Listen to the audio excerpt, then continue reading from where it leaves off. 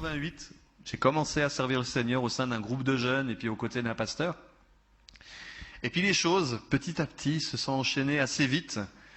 Et à chaque fois qu'il y avait des prophéties nous concernant, ça disait toujours, je te vois, il va y avoir des guérisons, tu vas parcourir la France, le monde, il va y avoir plein de choses. Puis au début, qu'on vous donne des prophéties comme ça, vous savez ce que ça vous fait? Ça fait du bien, flattez-moi. Ça fait du bien. On se dit, wow, Dieu a quelque chose pour nous, c'est super. Mais à force d'entendre des paroles comme ça, et que rien ne se passe, à la fin, ces paroles, elles vous font mal. Je ne sais pas si vous avez déjà eu cette sensation. Et moi, je me disais, mais si Dieu me parle, je n'ai pas envie qu'il me répète toujours les mêmes choses. Si vraiment c'est Dieu qui me parle, je veux qu'il me dise pourquoi ça ne se fait pas. Je veux qu'il me dise pourquoi ça bloque. Parce qu'à première vue, il n'y a rien qui se passe dans ma vie. Et en 95, début 95, il y a eu une révélation au niveau des Écritures à propos du Saint-Esprit. Puis ça a été une explosion. Puis à partir de 95, j'ai commencé à vivre l'accomplissement de toutes ces promesses, de toutes ces prophéties. Et là, en l'espace de... En un an, j'étais invité dans les conférences, j'ai commencé à voyager un peu partout. Il y a eu une multiplication de guérisons et j'ai vu que Dieu veillait sur sa parole pour l'accomplir. Il s'est vraiment... Mais c'était au temps voulu par Dieu, il fallait qu'il se passe quelque chose avant. Puis là, tous mes collègues pasteurs ou mes amis disaient « T'es béni! Waouh, il se passe des grandes choses avec toi !» Puis au début, je les croyais. Mais il y avait une insatisfaction. Ma femme pourrait vous le dire régulièrement. Je disais, il fallait que je prenne un temps de jeûne, il fallait que je prenne un temps devant le Seigneur. Je disais à ma femme, elle me disait, mais qu'est-ce que tu fais? Je dis, j'ai envie d'être baptisé dans le Saint-Esprit. Puis à chaque fois, elle me disait, mais tu y es déjà. Puis tout le monde me disait, tu y es déjà. Il y a les dons qui se manifestent, il y a des guérisons, il y a des conversions, tu parles en langue. Je fais, ouais, mais j'ai pas eu l'impression d'avoir le baptême par immersion dans le Saint-Esprit. J'ai eu l'impression d'avoir un baptême par aspersion ou même par infusion. J'ai pas l'impression d'être rempli de l'esprit. J'ai une aspiration à vivre ce qu'il y a dans la Bible et pour l'instant, je le vis pas complètement. Je sais pas s'il y en a qui ont ce virus-là. Mais moi, ça me faisait vraiment souffrir et ça me fait toujours souffrir parce que je vis toujours pas tout ce qu'il y a décrit dans la Bible. Et c'était une torture pour moi. Et régulièrement, je passais par des crises spirituelles où je voulais chercher Dieu. Mais bon, en même temps, il y avait du fruit, il y avait des guérisons, il y avait des conversions. En 95, on a quitté notre région, puis on s'est installé à Poitiers, le Seigneur nous a appelés là-bas, on a démarré une œuvre, puis ça a démarré sur les chapeaux de roue, puis c'était vraiment super. Puis les années se sont suivies, le Seigneur m'a lancé un autre défi, il m'a demandé d'écrire des livres, et puis là aussi on a été étonnés du fruit. Et puis bon, mes amis pasteurs me disaient, t'es vraiment béni de Dieu, il se passe vraiment des grandes choses, waouh. Et puis j'en arrive à ce que je voulais partager ce soir. Là, en quelques minutes, je vous ai parlé de 19 ans de ma vie chrétienne. Mais là, je vais prendre un peu plus de temps maintenant, parce que c'est de ça que je voulais parler. Le 31 décembre 2001, je me mettais à l'écoute du Seigneur pour savoir qu'est-ce qu'il voulait pour l'année 2002. Et là, il s'est passé quelque chose. Le Seigneur a commencé à me parler. Oh, moi, je suis pas du style à dire le Seigneur m'a parlé, et puis entendre des voix, je suis pas Jeanne d'Arc, quoi.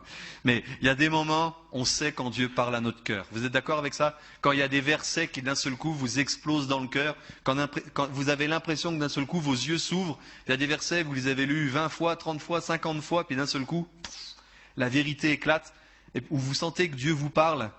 Et là, j'ai vraiment senti que le Seigneur me donnait Amos 4,12. Prépare-toi à rencontrer ton Dieu. Je dis, ouh! Pour moi, c'était une bonne nouvelle, ça.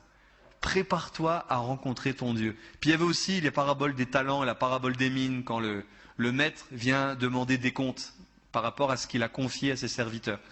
Puis moi, dans ma petite tête de chrétien des campagnes, je m'étais dit, bon, il va y avoir un bilan.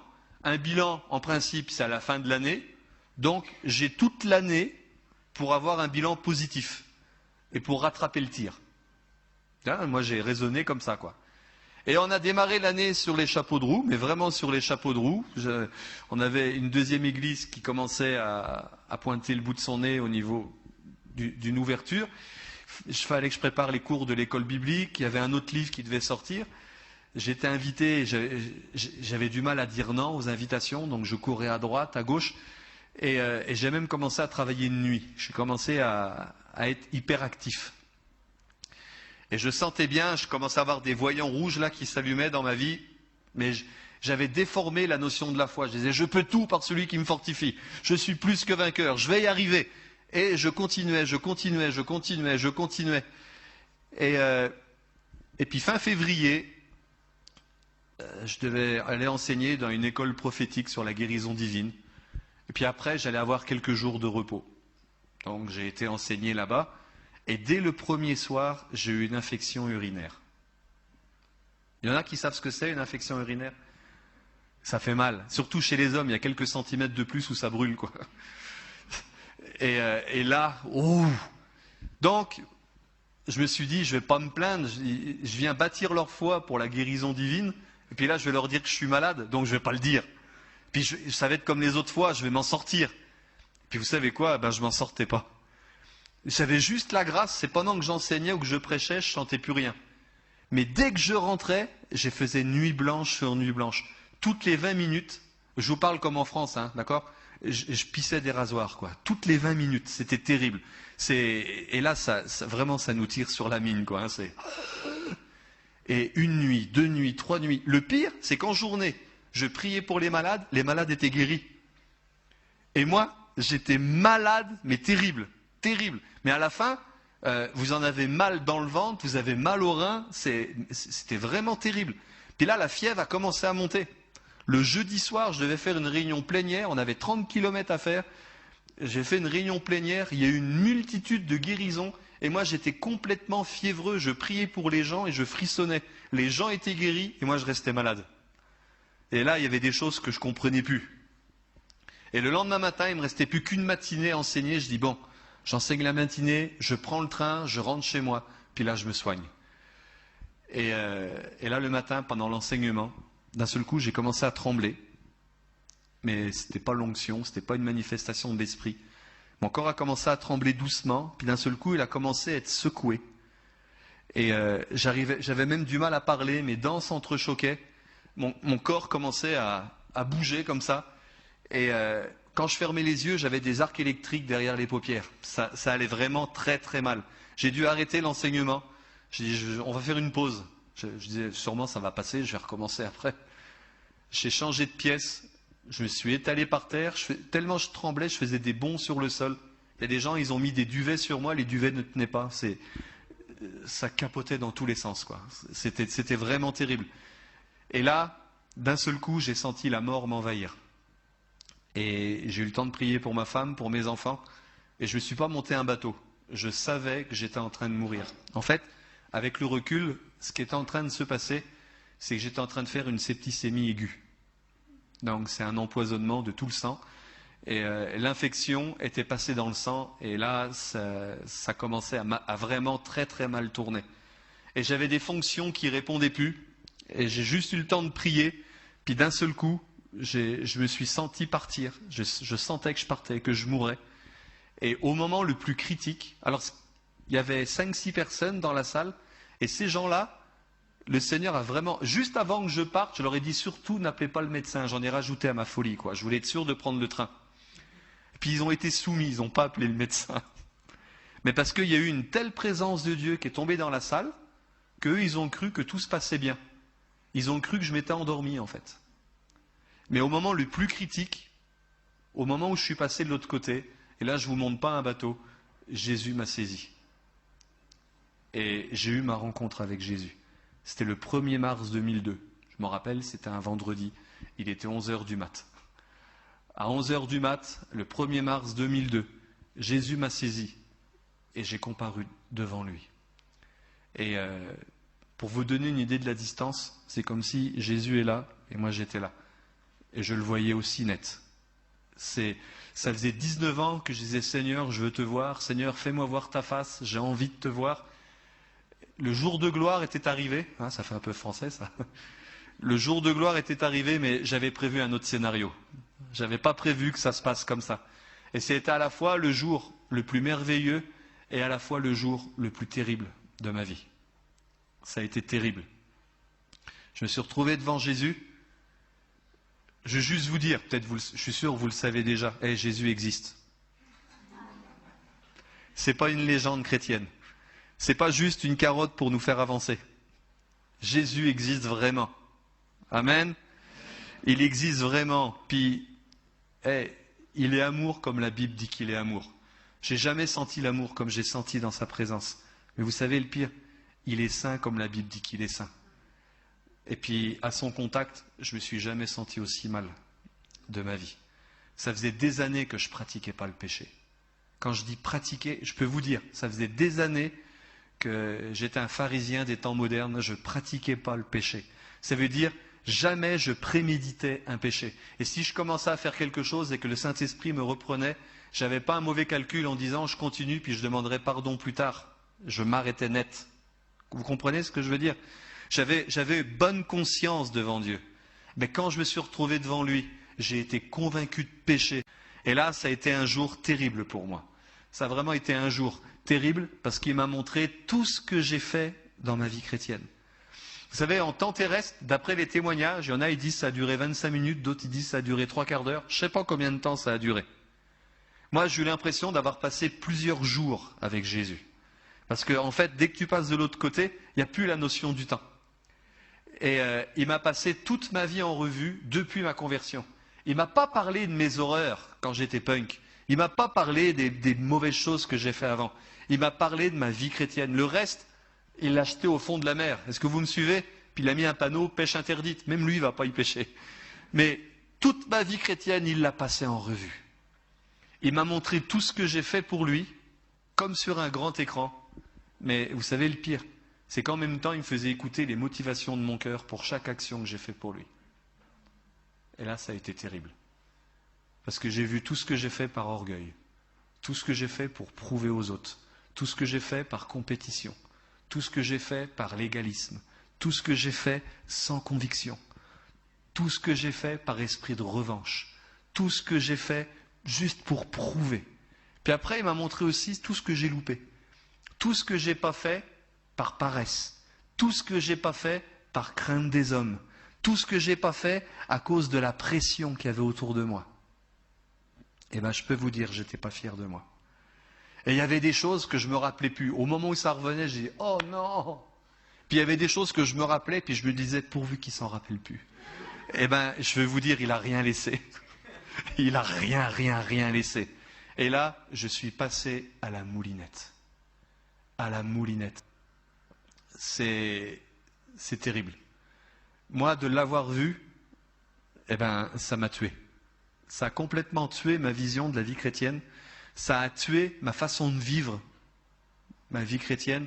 Ça a tué ma conception. Ça a remis des priorités vraiment à leur place.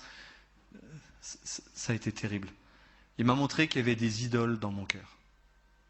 Vous m'auriez dit, vous, que j'avais des idoles, je l'aurais mal pris. Mais là, c'était Jésus. Il m'a montré qu'une des idoles, j'avais l'idole de la puissance. J'avais tellement été malade quand j'étais petit, j'ai toujours voulu être puissant, j'avais fait de la puissance une idole. J'avais fait du service pour Dieu une idole. Je servais plus le service que le Dieu que je servais. Est-ce que vous comprenez ce que je veux dire ? Et ça fait mal, hein ? Et il m'a montré, et puis il m'en a délivré. Il a extirpé ça. Moi, je n'avais pas l'impression que j'avais des problèmes comme ça. Vous savez, c'est comme si vous avez un caillou dans votre chaussure, vous marchez avec pendant des années, à la fin, vous ne le sentez plus. N'empêche que le jour où on vous enlève le caillou, vous sentez la différence, quoi. Hein. Ça fait vraiment quelque chose, quoi. Hein. Il m'a montré aussi des passages dans la Bible. Par exemple, quand il est écrit, des gens se présenteront devant lui, « N'avons-nous pas fait des miracles en ton nom, prophétisé, chassé des démons ?» Puis Jésus leur dit, « Arrière de moi, je ne vous connais pas. » Oh. Moi, je n'avais jamais trop compris ce verset-là. Puis là, 1er mars 2002, je me retrouve dans cette troupe-là, quoi. Je pouvais dire devant Dieu, j'ai fait des miracles en ton nom, comme les gars que Jésus parle. Et ils ne mentaient pas. Jésus leur dit pas que c'est pas vrai. Est-ce que vous comprenez ce que je veux dire ? Ils ont vraiment fait des miracles. Ils ont vraiment prophétisé. Ils ont vraiment guéri des malades. Ils ont vraiment chassé des démons. Et pourtant, Jésus, il dit, arrière de moi, je ne vous connais pas. Et là, ça a été un choc pour moi. Parce que je me suis rendu compte que le plus important d'une vie chrétienne, c'était pas notre palmarès, c'était pas notre tableau de chasse, c'était pas notre curriculum vitae. Moi, c'était plutôt un curriculum d'homme vidé. Moi, c'est pas tout ce que tu peux faire, c'est ce que tu es qui compte. Est-ce que vous comprenez ce que je veux dire? Et le plus important, c'est de le connaître. C'est pas de le servir, c'est pas de faire, c'est de le connaître. Et je me suis rendu compte que j'ai fait plein de choses pour lui sans le connaître, sans chercher à le connaître. J'avais négligé que le plus grand commandement, c'est tu adoreras l'Éternel ton Dieu et tu le serviras lui seul. Ça commence par une relation et après ça va à un service. Et moi, j'étais dans le service, dans le service, dans le service et je négligeais la relation. Est-ce que vous comprenez ce que je veux dire? Et ça a réformé. Et le mot réforme, vous allez beaucoup l'entendre pendant ces jours-ci. Ça a réformé ma vie chrétienne. J'ai compris que les priorités, c'était pas dans le palmarès. C'était pas dans ce qui amenait les applaudissements sur terre. Ah, j'avais des applaudissements sur terre, mais au ciel, j'étais loin d'avoir des applaudissements. Ça a été un jour terrible. Vous avez compris les paroles qui sortaient de ma bouche? C'était un jour terrible. Et je me suis rendu compte que dans la Bible, il est parlé qu'on va tous passer par un jour comme ça. Tous sans exception. Il nous est dit que nous allons tous comparaître au tribunal de Christ. Je ne vais pas faire une étude biblique sur le tribunal de Christ, mais il nous est dit que toutes les motivations des cœurs seront mises à la lumière. Je ne suis pas en train de vous dire que je suis passé au tribunal de Christ, mais ce que j'ai vécu, c'est au moins ça. Ça se trouve, c'est encore plus fort, le tribunal de Christ. On va tous y comparaître. Et là, ouïe aïe aïe.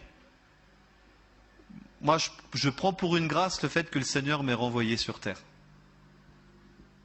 Puis je sais qu'il m'y a renvoyé pour être un message incarné. Pour dire, de la part de Dieu, arrêtez et sachez que je suis Dieu. Moi, vous savez, j'ai toujours été un amoureux de la Bible. Mais vraiment. Au début que j'étais chrétien, je la lisais au moins 2 fois par an. Je ne savais même pas qu'il existait des livres chrétiens. Donc, comme je voulais en savoir plus sur Jésus, je lisais la Bible.